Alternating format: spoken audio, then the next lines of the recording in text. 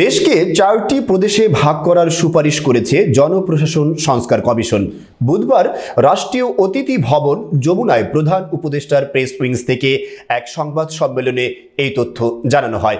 সংবাদ সম্মেলনে আরও জানানো হয়, কুমিল্লা ও ফরিদপুরকে আলাদা বিভাগ করার সুপারিশের পাশাপাশি ঢাকা ও নারায়ণগঞ্জ নিয়ে greater city Dhaka capital city গঠনের সুপারিশ করেছে কমিশন।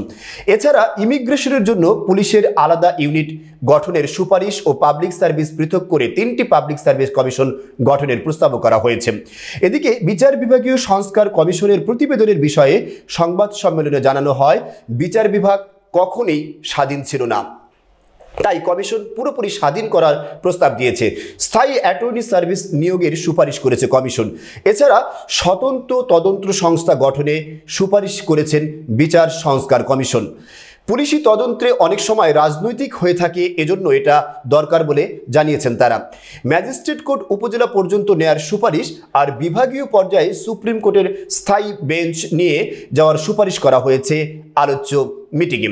সংবাদ সম্মেলনে প্রধান উপদেষ্টার প্রেস সচিব শফিকুল আলম, উপ প্রেস সচিব মোহাম্মদ আবুল কালাম আজাদ মজুমদার ও অপূর্ব জাহাঙ্গীর উপস্থিত ছিলেন।